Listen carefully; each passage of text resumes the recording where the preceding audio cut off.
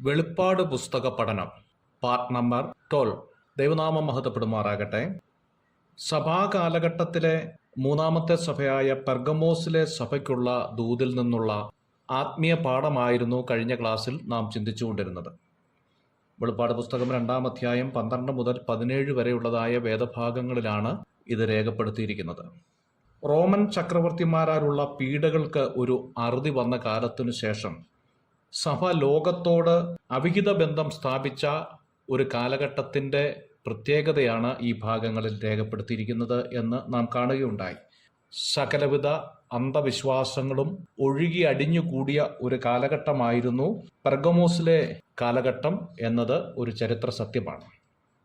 2-ാം അധ്യായം അതിൻ്റെ 13-ാമത്തെ വാക്യത്തിൽ വളരെ പ്രധാനപ്പെട്ടതായ ഒരു കാര്യം ദൈവത്തിൻ്റെ ആത്മാവ് ഓർമ്മപ്പെടുത്തുന്നുണ്ട്. നീ എവിടെ പാർക്കുന്നു എന്ന് ഞാൻ അറിയുന്നു എന്നതാണ്. പാമ്പിൻ്റെ രൂപത്തിലുള്ള എസ്കാലാപ്പിയൂസിൻ്റെ ക്ഷേത്രം അവിടെ ഉള്ളതുകൊണ്ട്, അത് ഒരു മതകേന്ദ്രമായിരുന്നതുകൊണ്ടും ഒരുപക്ഷെ അതായിരിക്കാം ഈ പ്രയോഗം എന്ന് വേദപണ്ഡിതന്മാർ വിശ്വസിക്കുന്നു. എന്തു തന്നെ ആയെങ്കിലും നമ്മൾ ഏത് സാഹചര്യത്തിലാണ് ജീവിക്കുന്നത് എന്ന് ദൈവം അറിയുന്നു എന്ന് നാം തിരിച്ചറിയേണ്ടതാണ്. പലപ്പോഴും പല ദൈവമക്കളും സാഹചര്യങ്ങളെ പഴി പറയാറുണ്ട്. സാഹചര്യങ്ങൾ അനുകൂലമായിരുന്നു എങ്കിൽ ഞാൻ കുറച്ചും കൂടെ ദൈവത്തിന് പ്രയോജനപ്പെട്ടേനെ എന്ന് പറയുന്നവർ ധാരാളമുണ്ട്. എന്നാൽ ദൈവവചനം നാം പഠിക്കുമ്പോൾ സാഹചര്യം അനുകൂലമാകുക എന്നുള്ളതല്ല, ദൈവം നമുക്ക് അനുകൂലമാകുക എന്നുള്ളതാണ് പ്രധാനപ്പെട്ടത്. ദൈവം അനുകൂലമെങ്കിൽ പ്രതികൂലമാർ എന്ന് തിരുവെഴുത്തിൽ നാം വായിക്കുന്നുണ്ട്. ഈ സഭ വളരെയേറെ പൈശാചികമായ പോരാട്ടങ്ങൾ നിറഞ്ഞതായ ഒരു പ്രദേശത്ത് താമസിച്ച് വന്നതായിരുന്നു. ശത്രുവിൻ്റെ ഉഗ്രമായ പോരാട്ടങ്ങളെ പലപ്പോഴും അവർക്ക് അതിജീവിക്കേണ്ടതായിട്ട് വന്നു. ദൈവം അതിനുള്ള കൃപകളെ കൊടുത്തു. നമ്മൾ ഏത് സാഹചര്യത്തിലാണ് എങ്കിലും ഒരുപക്ഷെ നാം അറിയാത്ത സാഹചര്യം പോലും അറിയുന്നവനാണ് നമ്മുടെ ദൈവം എന്ന തിരിച്ചറിവ് നമുക്കുണ്ടായിരിക്കണം.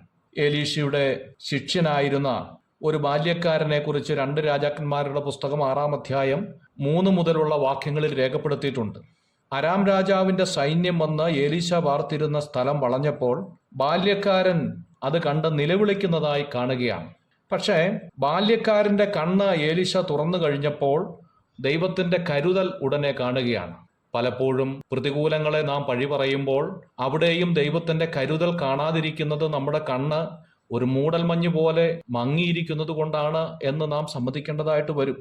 ദൈവത്തിൻ്റെ കരുതൽ അനുകൂലമായ സാഹചര്യത്തിൽ മാത്രമല്ല, പ്രതികൂലമായ സാഹചര്യത്തിലും നമുക്ക് അനുഭവിക്കാനായിട്ട് സാധിക്കും.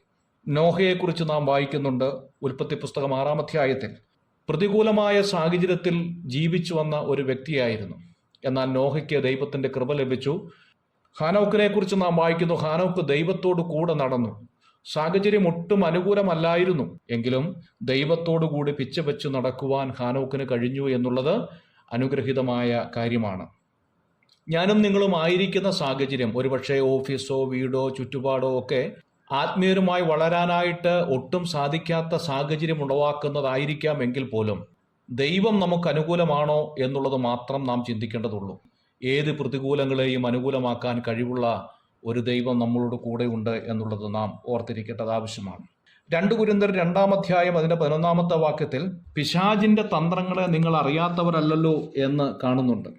എഫെസ്യ ലേഖനം 4-ാം അധ്യായം 27-ാമത്തെ വാക്യത്തിൽ നാം വായിക്കുന്നു, സാത്താൻ നിങ്ങളെ തോൽപ്പിക്കരുത്. യാക്കോബിന്റെ ലേഖനം 4-ാം അധ്യായം 7-ാമത്തെ വാക്യത്തിൽ വായിക്കുന്നു, പിശാചിനോട് എതിർത്തു നിൽപ്പിൻ, എന്നാൽ അവൻ നിങ്ങളെ വിട്ട് ഓടിപ്പോകും. ക്ഷീണിതനായി ചൂരച്ചൊടിയുടെ കീഴിൽ കിടന്ന ഏലിയാവിനെ തേടി വന്നവനാണ് നമ്മുടെ കർത്താവ്.